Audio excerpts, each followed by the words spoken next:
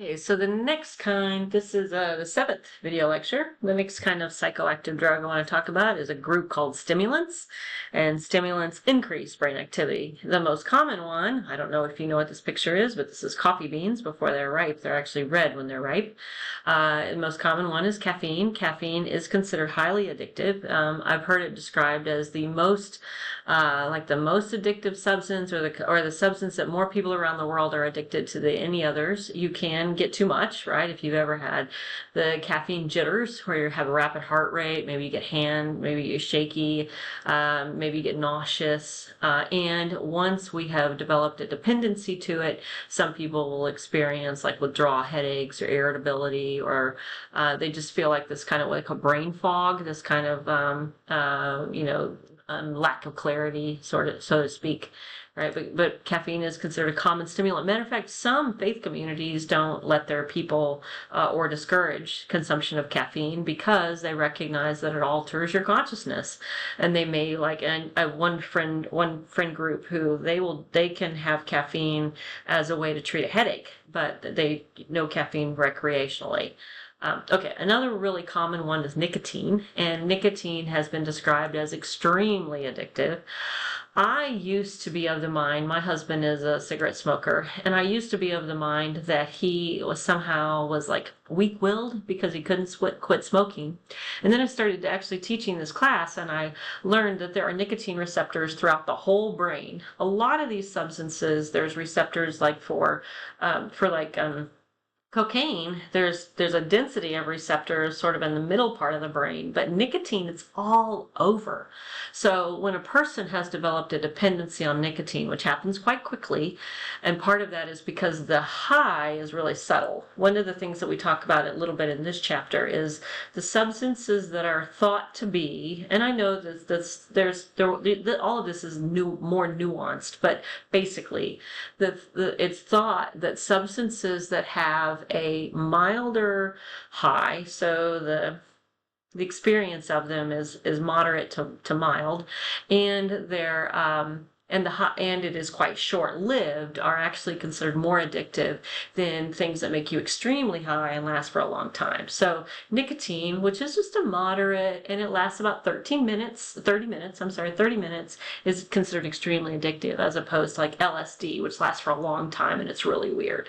But people who, here's a fun question, like, what is this? Well, those are tobacco plants. People who experience withdrawal or are trying to stop smoking, they may experience irritability, tremors, brain fog, similar to caffeine. Nicotine is sometimes called paradoxical, and that's because it's sort of, well, I heard a friend describe it as it kind of does what you expect it to do, but it does both things. So here you go. A smoker has a cigarette, they build up nicotine levels, right? Then they feel relaxed and their withdrawal symptoms go away. The nicotine levels itself off, right? And it starts to fall. This increases irritability. And so they get kind of anxious. And then, what does it say? The smoker goes into nicotine withdrawal, increases irritability and a stress response, and then they smoke again. So this is effectively the way a person stays, if you will, dependent on nicotine, is that they need it to calm down, but then they also need it to stay sort of at, like, not having it makes them irritable. But if they do have it, it levels off their sort of their state of arousal, so to speak. Another really common, I don't know about that, another stimulant that you may be familiar with or heard about is cocaine. Cocaine is considered to be quite euphoric.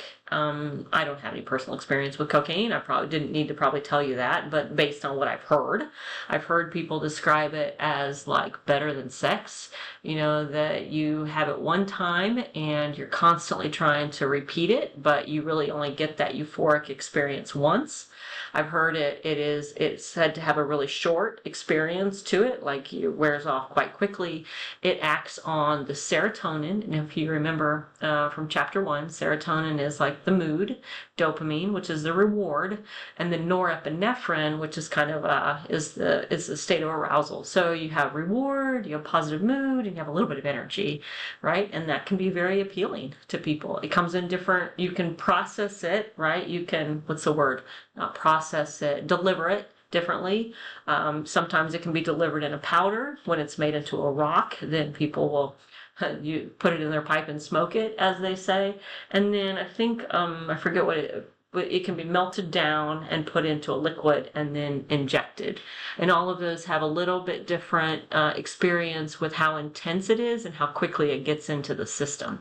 The reason, like other examples, because the reason people snort it is they want it to get into the blood membranes, but there are other ways to do that too, like, oh gosh, like in the rectum, in the eyes. There's other ways for these substances to get past the, get into the bloodstream. That's probably more information than you may have been interested in, but it's considered highly addictive and quite euphoric, quite pleasurable. Another one is the opiates. This is a whole different class. Opiates, here's the way I always talk about remembering what these are. So opiates are the ones that, this is when they talk about the opioid crisis. These are the drugs they're talking about. These are the ones that block the perception of pain, right? So these are about, and what happens with overuse of opiates is they act like, so we have external, I think this was in a previous chapter, you have internal endogenous opioids. Those are your body's natural painkillers. And then you have exogenous opioids or endorphins. Those are the kind that we internalize. So our body naturally makes painkillers, pain blockers, right? When we take some from the outside and we ingest them, then the body's like, hey, I don't need to make my own. So the body stops making their own endorphins. And then what happens is, that means now, in order not to experience pain, you have to keep taking these. You have to keep taking the drugs, right? Well, when your drug runs out, your body's not making any natural painkillers, you start to hurt really, really bad. And that would be called that rebound effect. And then you begin to crave it, right? So this is, and one of the things that happens is that people who go through like treatment, after they've stopped and their body no longer has that physical, their tolerance is low, their body is no longer like preparing to metabolize it anymore, and then say they try it one time, what they used to take when they were a heavy user is they take again, and this causes an overdose because their body no longer is able to metabolize it. It's sort of like if you haven't exercised for a really, really long time and then you run a marathon, how that hurts really bad. I mean, I guess that's probably a pretty good metaphor, right? You're not conditioned. It's sort of like a kind of conditioning, and this is what causes death, quite frankly. Okay, so another way, the way that you can kind of keep these straight to like, oh, that's an opioid, is I always think of them like this, is this one has an O in it, right? Opiates, right? And if you look at the names of all these drugs, they all have O's in them. So narcotics, opium, which is a plant, right? It's the poppy plant. I think you should have seen that in another chapter, I think. It's a poppy plant, and it's the thing that makes heroin.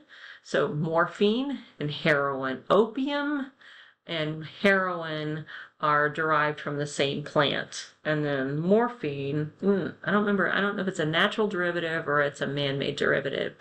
Codeine, methadone acts as kind of mimics other opioids.